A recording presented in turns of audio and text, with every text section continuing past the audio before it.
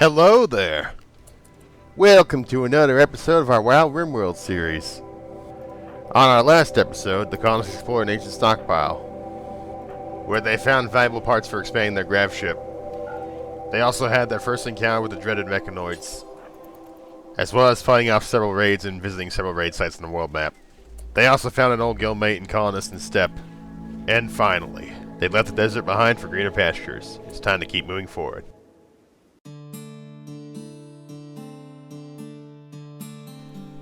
Our episode begins with Donry going north to visit an ancient uplink. He begins to hack it, hoping to find useful information on it. Meanwhile, to the east of him, Kelios begins to mine some compacted plasteel, near a massive, ancient smoke vent. Donry finishes hacking the ancient uplink, and it reveals to him the location of an orbital satellite. This satellite could hold some valuable loot or technology. Unfortunately, the colonist craft ship isn't ready yet for space travel, and it won't be for some time. It's a real shame, but whatever this satellite contains will remain a mystery. Twin comes over and helps Kelios mine the tough, compacted plasteel. Both men work late into the evening and into the night. Later that night, the colony pigs get sick from the plague.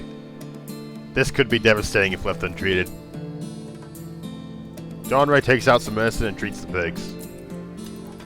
The only thing they can do now is wait and hope they recover in time.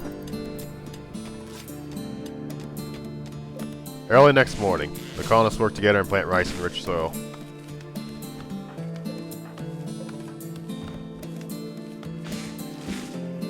They also build another pen outside for their animals. This will allow their animals to eat fresh green grass outside. The colonists then go hunting for some more meat. They work and shoot together to take down the Megasloth.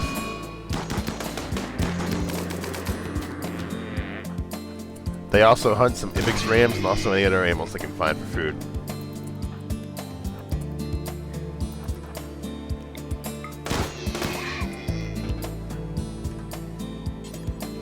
And right here, Kelios hunts a wild turkey, a very delicious bird.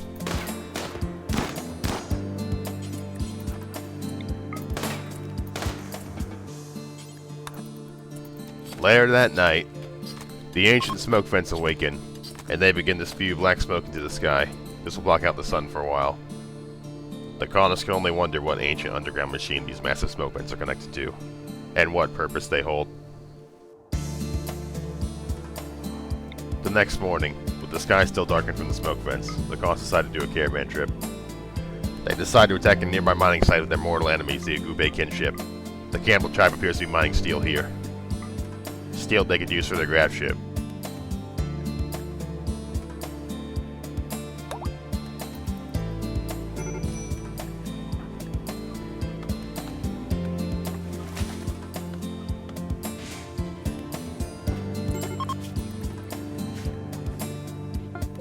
Once again, the boys head out, while Chugi and Izu stay behind to watch the grav ship and the animals.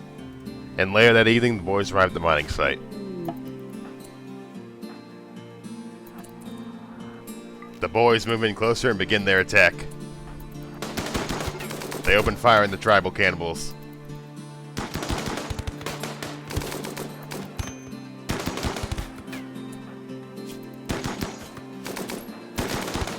A large amount of tribals run out and try to swarm them. Twin takes them all on. Twin holds back 5 tribals on its own, while the rest of the boys gun them down one by one. The colonists rush to help Twin. He's getting overwhelmed.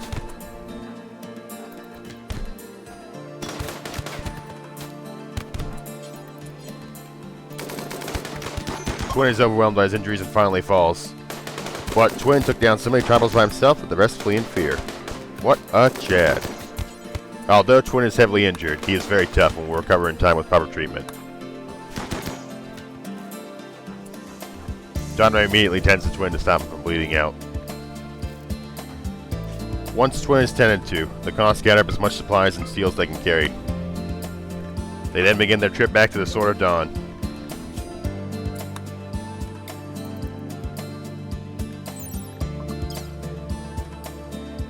The next day, they arrive back at the Sword of Dawn, where Twin hadn't recovered enough to walk by himself.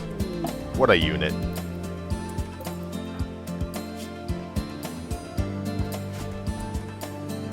Soon after they return, the ancient smoke vents stop spewing their smoke in the atmosphere. With the sun no longer blocked, and the polluted air now gone, the colonists can breathe a little easier.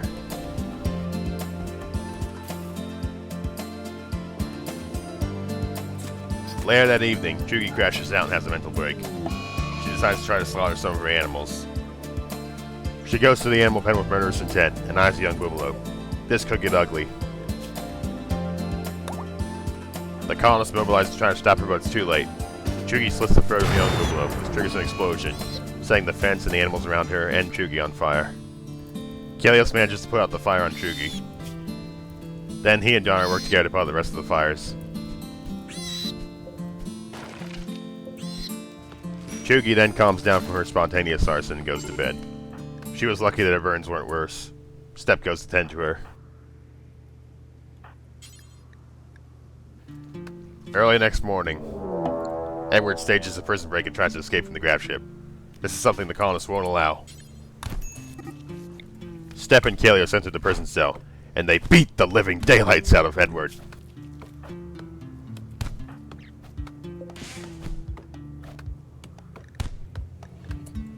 The two men beat Edward until he falls unconscious.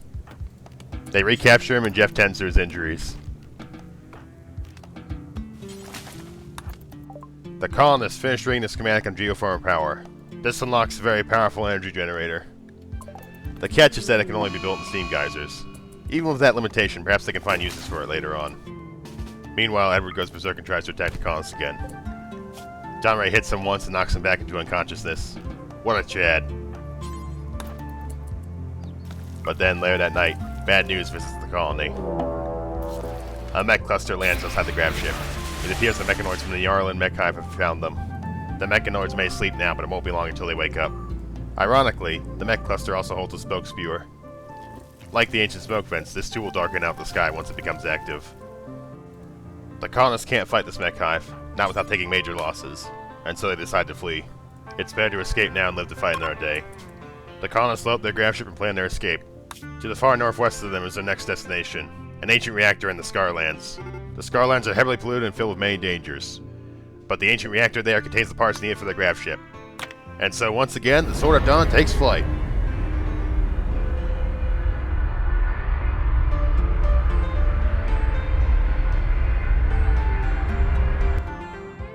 They leave the mech cluster behind and fly northwest, to the Scarlands and the ancient reactor within.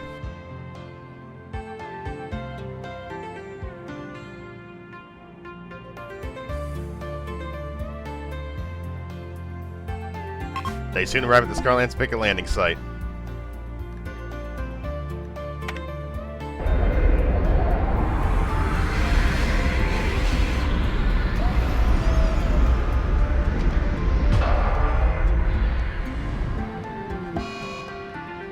And despite an overheated grav engine, the colonists arrive safely in the Scarlands. And with that, I think this is a good place to make the cut for today's episode. Can the Raiders of Dawnfire survive in the Scarlands and obtain another grav core for their grav ship? Tune in next time to find out. And until then, have a good one.